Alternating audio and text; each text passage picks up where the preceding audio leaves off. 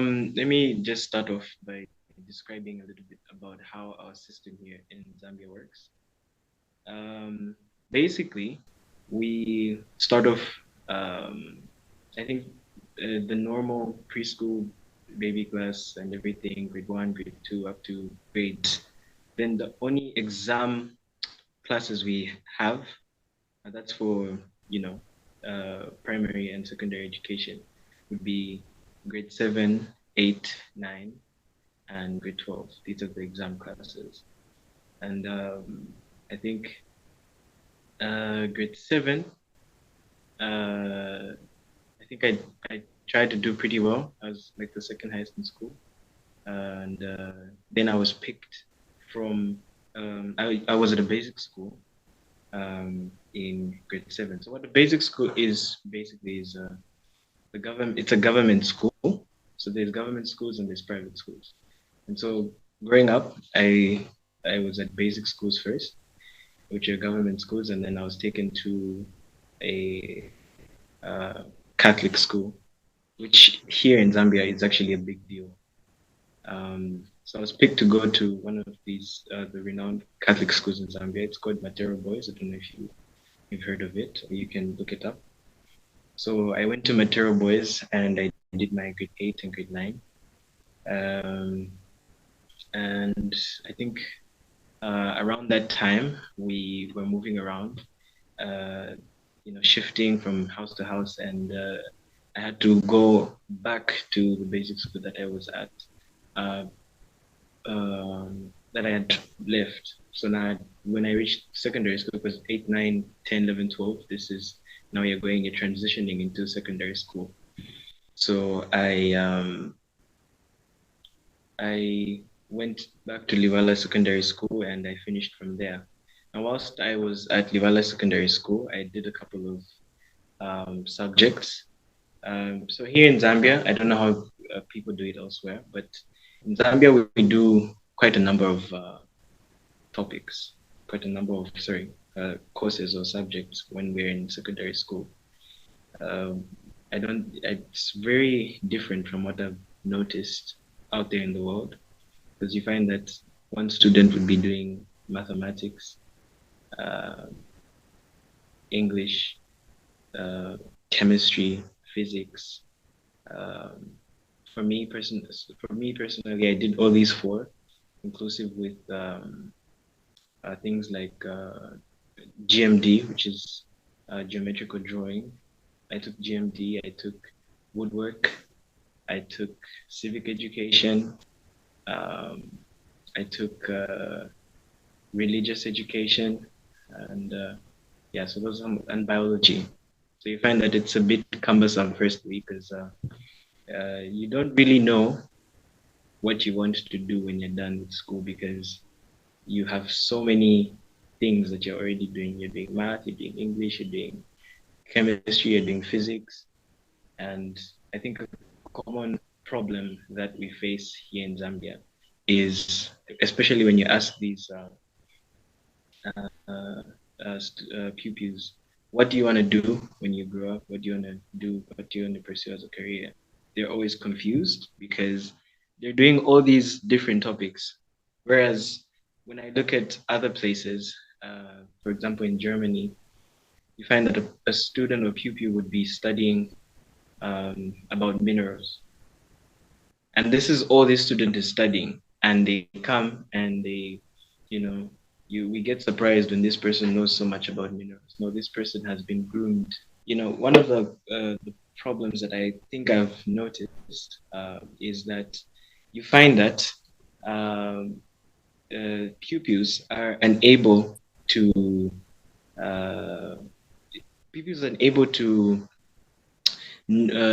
have a grasp of what really do I want to pursue. Do I want to pursue medicine? Am I good at this? Am I good at that? Because they're flooded with so many uh, subjects. They're doing math, they're doing English, they're doing chemistry, and it's already very difficult to cope with all these different subjects. And again, another thing that people don't realize is that not everyone is good at the same things. We can't all be good at English. We can't all be good at chemistry. We can't all be good at physics. and it becomes very hard to be, a jack of all trades, as it were. So, but nevertheless, we persevered, and I remember in grade 10, because when you get to grade 10, you're given an option whether or not to pursue this, what we call options. Like there's bookkeeping, there's geometrical drawing, there's music, and so on and so forth. And I was given all these options, but the headmaster saw my results and was like, "You're definitely gonna do GMD." So essentially, I was supposed to do engineering. So it's a funny story about that. But I did geometrical drawing, and I came out the best in the school, I think, for 3 years. So I got the awards for 3 consecutive years for geometrical drawing, which again is funny. Doctor. Um, yeah. So I finished. Okay, I got some other awards like biology. One time I got the maths award, best student. Um, anyway, so that aside, we're done with grade 12 and results come out. And in Zambia, the way it works is you have a point system. So, for example, pass, um, if you pass very well and you get, say, a distinction, that distinction is denoted by a point of 1. So the less and less your points accumulate to, the more or the better your grades. For example, if I get a 1 in English, a 1 in maths, a 1 in chemistry, a 1 in physics, those will probably amount to 6 points. And when you get 6 points, you're considered, okay, that's the highest you can possibly get. That's what I'm trying to say. That's how it works here. So the more points you have, the less and less your grades are, you know, um, you know, like a person with less points has better grades than you. That's how it works at grade 12. So that also opens doors. What I mean by this is the less and less points you have, the more people will be more inclined to accepting you into certain schools. For example, medicine in Zambia is actually considered a big deal. It's, prestige and so many other reasons. And also the concept of you have to have a certain level of intellect to go through this training. So they look for people who have the so-called 6 points, 7 points, 8 points, up to about 12 points you can apply. Yeah, so when I, got my results, I got about 7 points. I was short of that 1 point. Yeah, so I got about 7 points and I applied to the School of Natural Sciences. So before you become a doctor, I don't know how it is done out there, but before you become a doctor here in Zambia, or before you can even start training as a doctor, what we go through is sort of a sieve. What I mean by this is when you apply to the university, you apply saying, I want to be a doctor, or I want to pursue the career of being a doctor, I want to pursue a career of engineering, and so on and so forth. The university puts you in a certain group. This group is called the School of Natural Sciences. So this school is called the School of Natural Sciences. And basically what you do there is that you compete for your position to go into whatever school you're supposed to go into. So you're given basic, or not necessarily basic, but pure classes. You take pure mathematics, you take pure English, pure chemistry, pure physics, and computer training.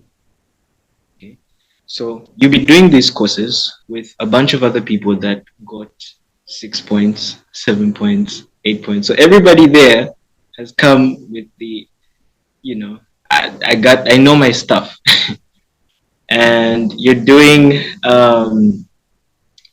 calculus. For me, I never took pure mathematics whilst I was in secondary school. So for me, that was the first I was ever doing calculus, these dy dx things.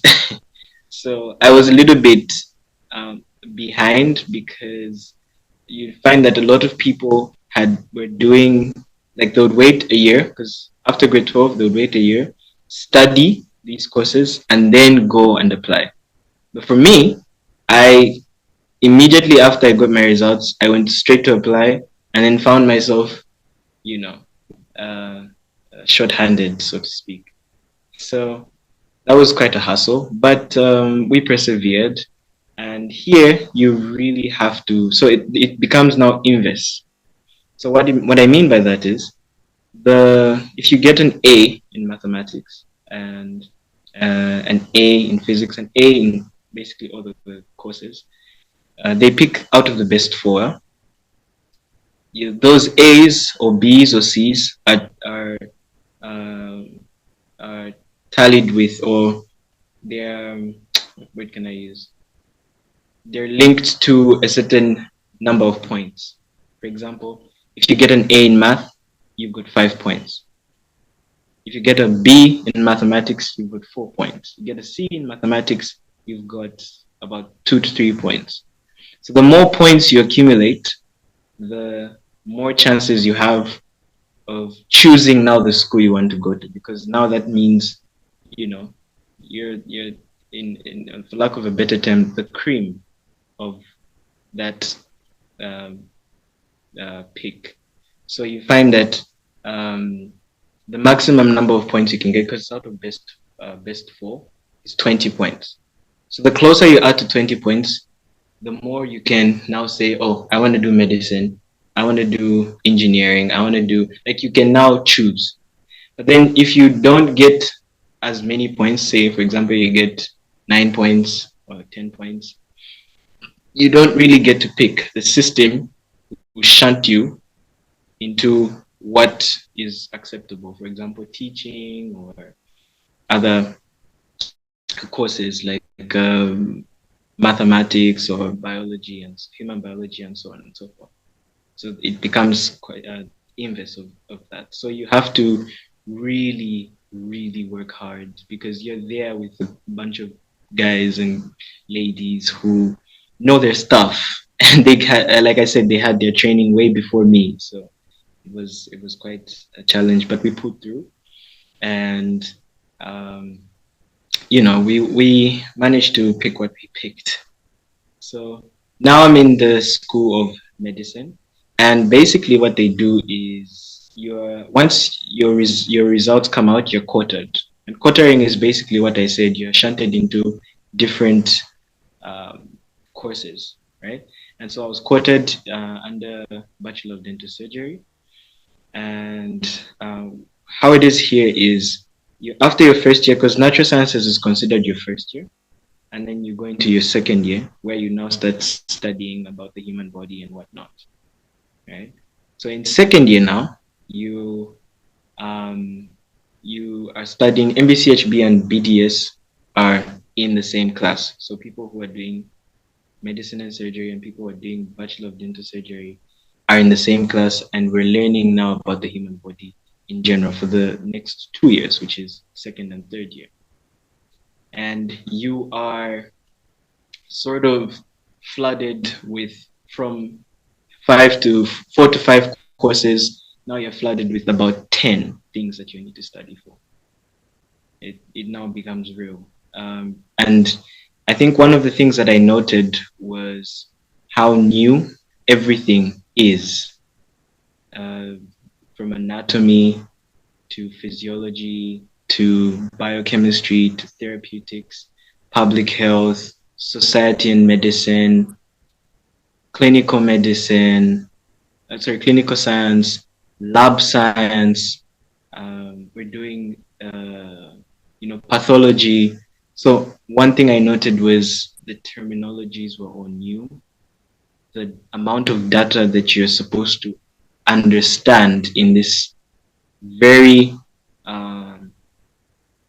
short window of time is just a lot, and it's immense. And if you have no direction, no guidance, which I genuinely don't think the lecturers we have here do provide for us, and that's something I feel like it has been burdened on me to change. You're given so much information, but you're expected to just know how to sieve through this. Because medicine is wide. It's so wide. What I know here, what I've seen here, another person on the other side of the planet has never seen before, but it will come for him.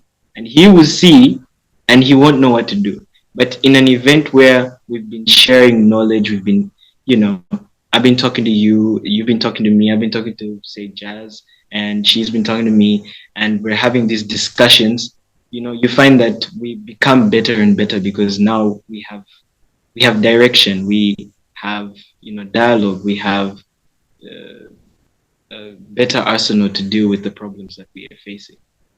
And that's something that I feel like we don't have here in Zambia. The lecturers, will just come into class, say one or two things, and expect you to to know, what to study, what not to study, and the books are really big. And this is language that you've never been exposed to: anterior, posterior, sagittal. You don't really know the direction. It's a whole different language. It's like learning French. So that's something that I found was we're lacking here, and I aim to change. Yeah. So for the second and third year, we do second and third year, and when we so from second and third year, we do these courses, those 10 courses that I talked about. And I think one of the hardest years is third year, because these second and third year are called preclinical years. So that's what we describe as our preclinical year. And then fourth, fifth to sixth year are what we describe as our clinical years. All right. So your third year is quite hectic, because at this point it's a sieving year again. So they sieve through those who actually know the basic sciences, those who know about laboratory science, those who know about pathologies and anatomy and so on. They sieve those people through. And I think one thing that happened was we lost way more than half our entire class. They remained behind due to one or two courses. I mean, the courses are a lot, So anyway, so I managed to make it to fourth year, and now fourth year again now is it's a different atmosphere. Okay, and what I mean by that is you are now focusing not on the pathophysiologies per se of certain things, how the nitty-gritties. You are now focusing on the practical. How do you deal with someone who's got asthma? How do you deal with someone who's got bronchitis and so on and so forth? Or you go to surgery. So you're now transitioning from theoretical data to practical data. That's one thing. Another thing is you're now seeing these patients. These are not people that you're just reading about in books. These are live, real human beings with lives. In second and third year, you'd be learning, for example, how to break bad news to a patient, right? In society and medicine. At this point, in fourth year, you're going to have to do it, and it's not easy.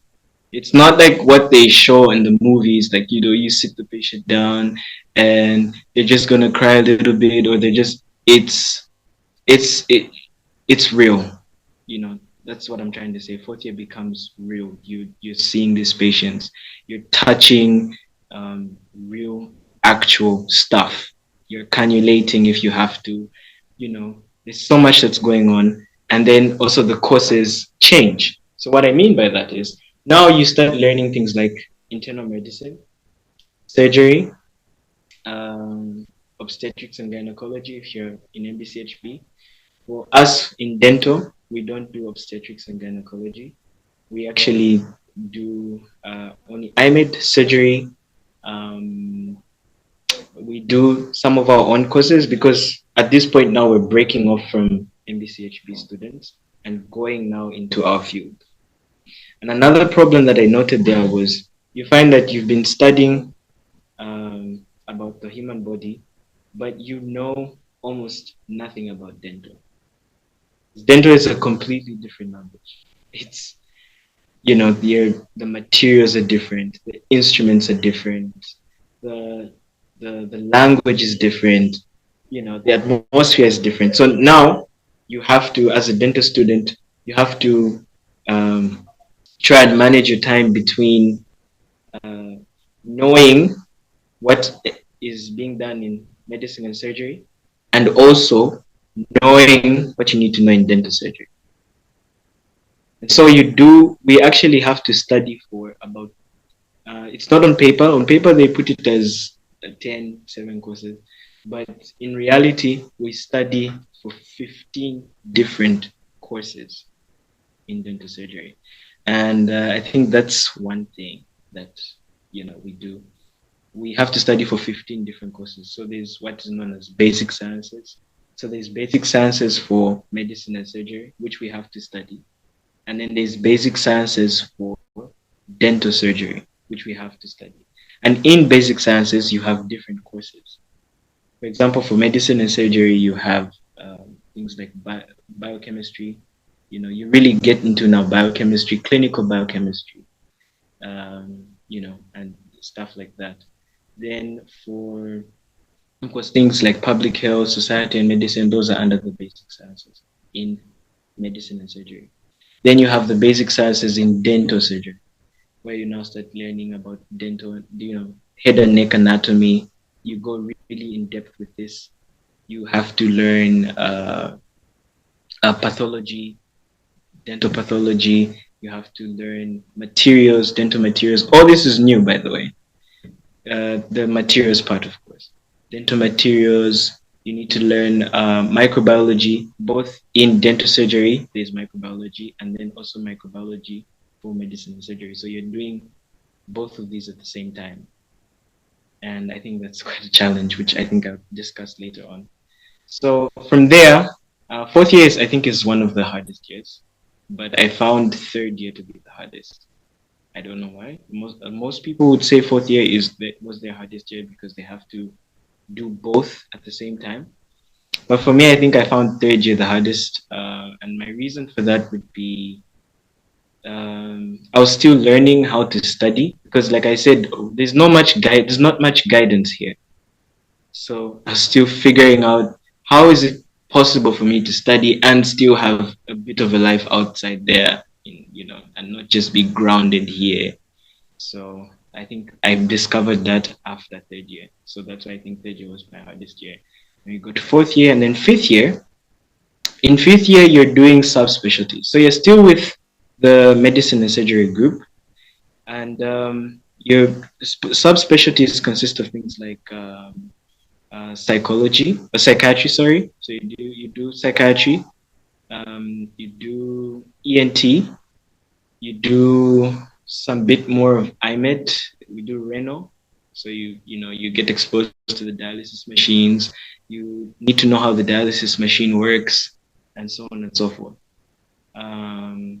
You do subspecialties. You do surgery subspecialties such as ophthalmology, yeah, and many other subspecialties. So basically, fifth year is the subspecialty year, but you're also doing some dental courses still. So you're doing things like your dental courses now reduce from what they were. They change now. You now start doing things like oral pathology. You do endodontics. Yeah, you do endodontics, oral pathology. Yeah, in depth. Then you go to sixth year. Sixth year was for me. Oh, sorry, is. I've got 60 more days to go. It's for me. Am I still audible? All right. All right. So sixth year for me is since I've still got 60 more days to go, but I think from the experience that I've had this year has been more integrated. Um, you have to really know everything that you ever learned, use everything that you ever learned from second year up until sixth year. It comes back to you, and things become, I think, in my opinion, easier because of the experience. I think the higher you go, the cooler it becomes, they say. And for medicine, I think that's the thing. The higher you go, the cooler it becomes. Because, the terminologies now are easier to remember. You're not struggling to remember things. You've seen things. If you've seen a procedure done, for example, it's so much easier to, the retention is like almost 90%. If someone asks you to write, how do you place an NGT tube, or how do you cut here, how do you do this, how do you do that, you've seen it done before, and so now you just have to write what you saw. So it's like that. I think that's one of the things that I can say about 60th year. But another thing is there's a lot that's expected of you as a 60th year student. So the questions are harder. Like the theory questions are harder. Because, like I said, they need to know that you can perform out there in the world, in the real world. Not here where you're being protected if you make a mistake. So it's like that. I think that's a little bit of how I got here. So I think the next thing I'm gonna discuss is how my day is. Um, so for as a dental student, uh, my day is so much more different from when I was starting, like in my second year and my first year, second year, third year. The day, like how you spend your day changes. And what I did was, in my first year, I was not sure again how to study. So I would study for hours. And what I mean is that I would start, for example, I would wake up at 6, right? Get ready for class. Class was around 7:30 a.m. So from 7:30 a.m. to about 17 hours, 17 p.m., you're you're having class. Sometimes your class would run to about 18 or 19, right? And so now you have to find time to study. So what I did was I would get home, cook, eat, take a nap for about 3 hours, and then study till about 03 the next day. And then take a nap until 6, and then repeat that again. So that was my first year routine.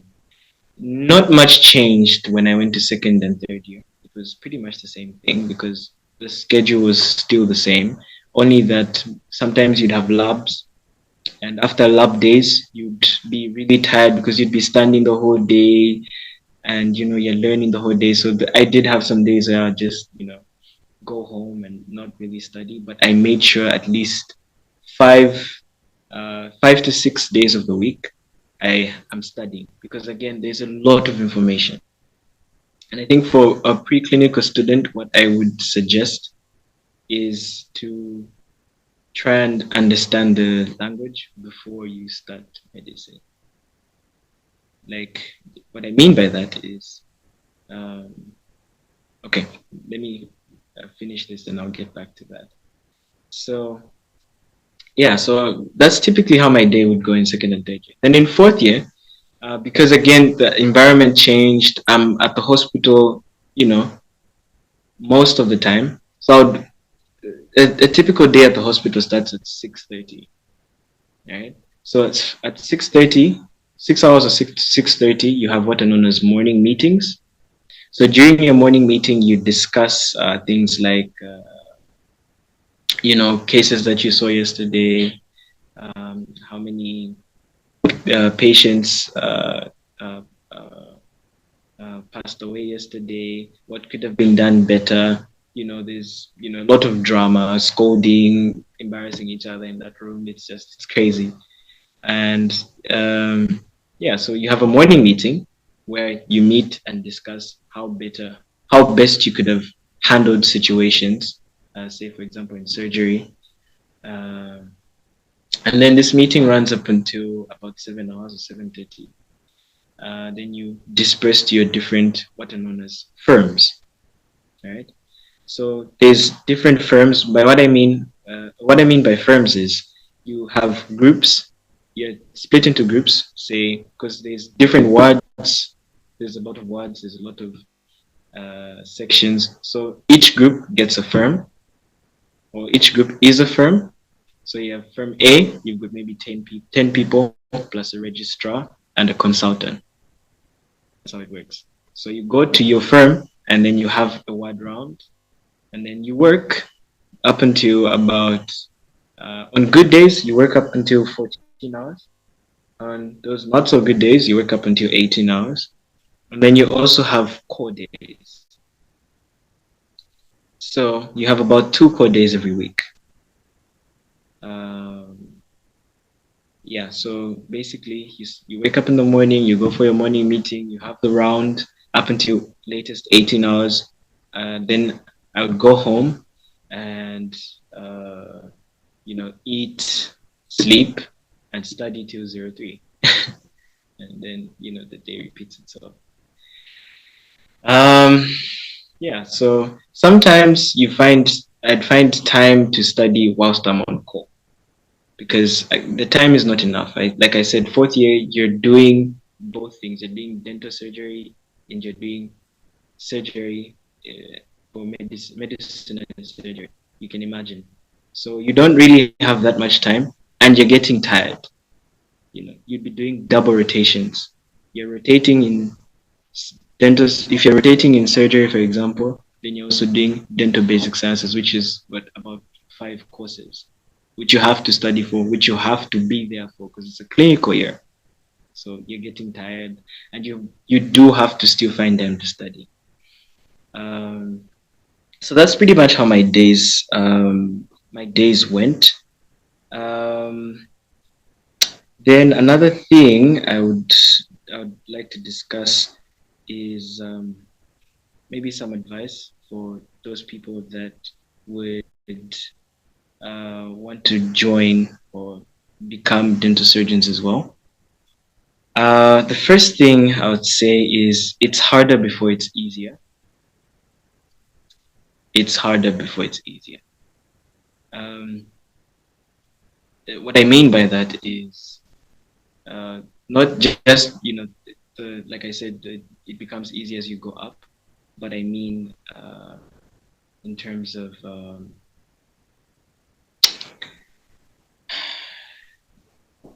dental is new. It's I think not very well established even here in Zambia.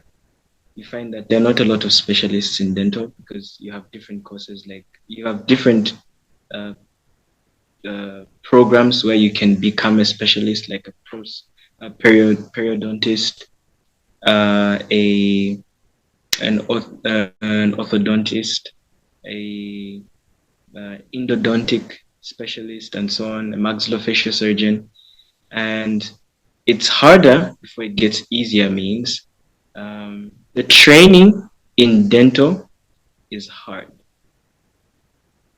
That's what I can say.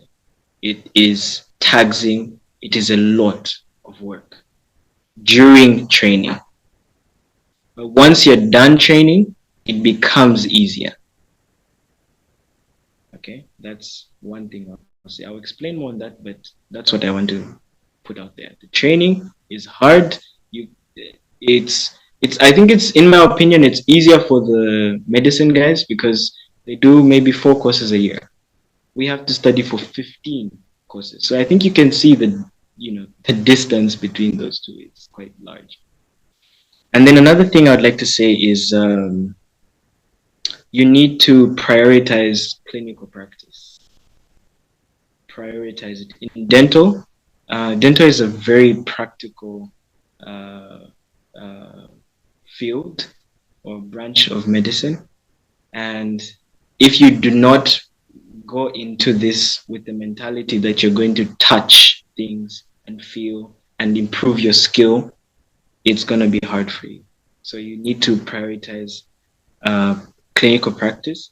And if you prioritize clinical practice, like I said, you study less and less.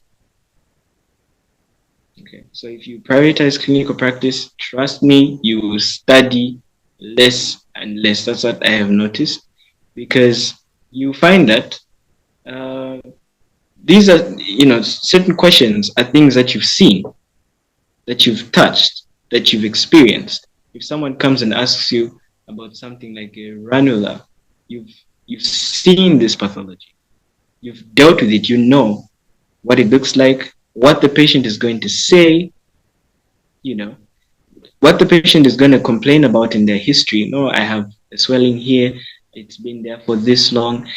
The questions, even when the scenario question is coming to you, you're gonna see it way before you get to the end of the question. You're gonna, oh, this is definitely this. So when you practice your clinical, or when you prioritize your clinical, um, uh, it becomes easier. Yeah. And another thing is, like I said earlier on, another piece of advice I'd like to give is to study well in advance. What I mean by that is you need to know things, I think, well before you are required to know them. For example, I think I did this because my dad is a nurse. He's been a nurse for 20 years. So he gave me this advice, and now I'm sharing it with you. You need to not necessarily study ahead, but know things before you're required to know them. For example, in anatomy, uh, it's very it's very hard to understand anatomy if you don't know a language.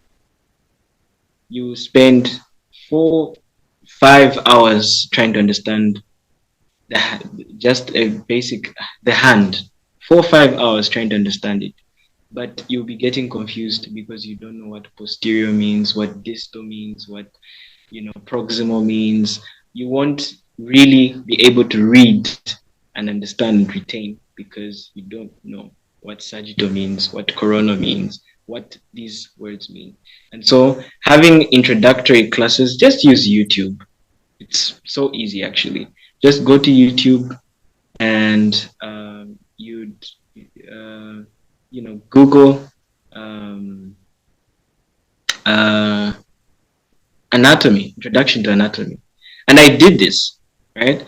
And for me personally, it helped because I understood anatomy faster than my friends that I would have group studies with. My friends would be there trying to explain things, trying to, we call it gunning here. That's the slang for it. They'll be trying to gun things and, retain information. For me, it's like someone tells you, the blood vessel goes left then right.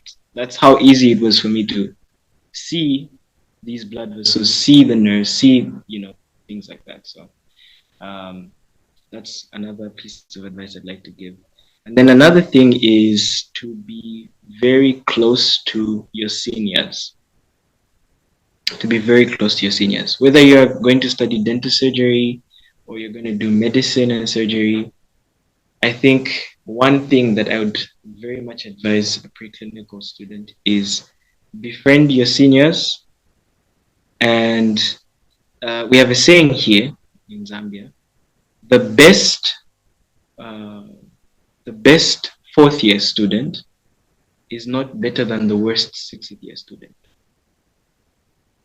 The best third year student is not better than the best fourth year student.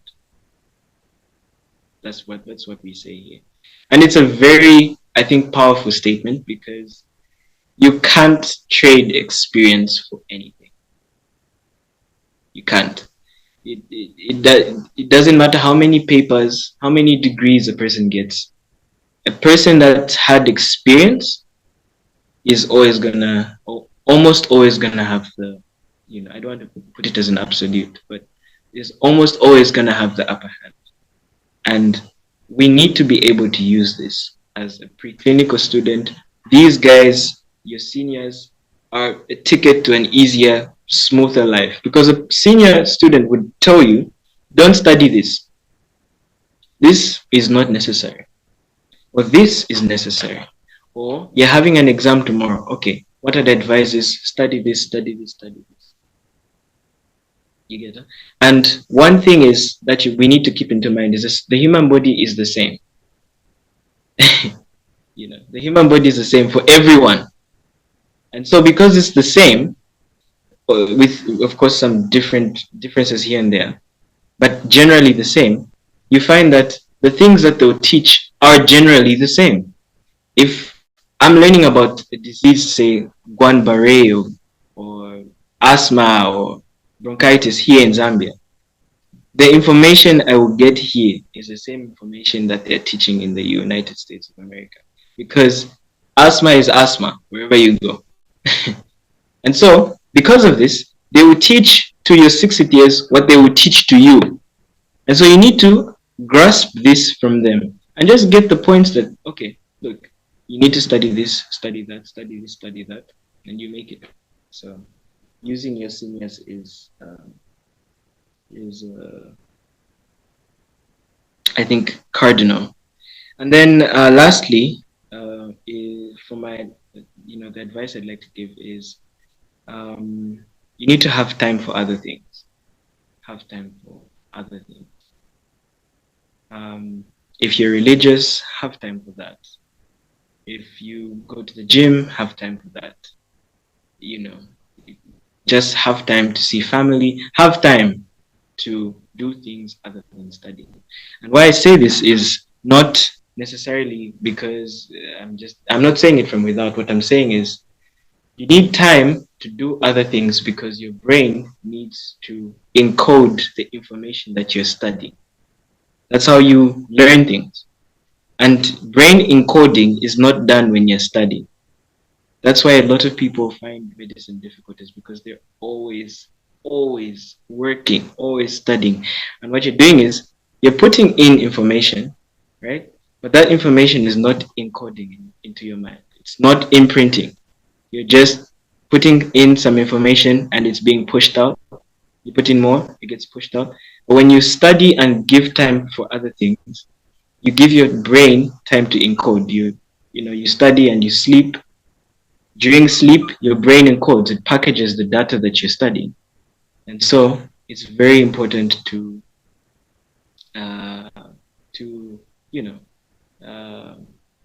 study, but it's also very important to have time for other things. Yeah, and also just for mental health purposes. A lot of people, we had a suicide case. I don't know if I can say that here on this platform. And this person just writes a letter of how they had enough. They had done everything they possibly can, but they were failing. They were failing to go to the next year. And then this person, ends things. It's very serious. And people don't discuss this very much. And that's another thing that I really hope to change is people don't consider their mental health when they're doing medicine. You come in here thinking that you're smart and you're going to get through, and then you find that the work is quite a lot and you may not be up to the task as you thought you were. And, and the simple fix to that is you're studying too much. You're studying too much. And when you study too much, what happens is you're not encoding. If you're not encoding, you can't remember. And if you can't remember, you're going to fail. That's how it is. Yeah, so that's some of the stuff I'd like to say on that topic. And then one of the issues that I think I'd like to address in terms of healthcare here in Zambia is infection control. I think that's one thing I'll discuss. And even as just in life in general, as a preclinical student, someone who's wants to learn, or someone wants to enter medicine, or before I actually get to that, I think I should discuss. Maybe let me discuss why you should join dental. Maybe that's one thing I should discuss first. So, personally, and also from the experience, the little experience that I have, the reasons would be number one, when you do dental surgery, you have more time. When you do dental surgery, you have more time because it's somewhat a specialty, a subspecialty, and so you see fewer patients. That's number one. A medical student or medical doctor would see, on average, here in Africa, about 30, 40 patients, right? That's in a day.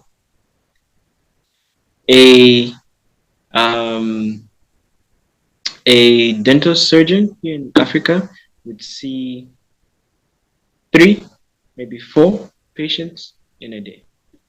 So I think you can, and that's where I wanted to also add onto the it's harder before it's easier part, because during the training you're bombarded with courses, 15 different courses, and after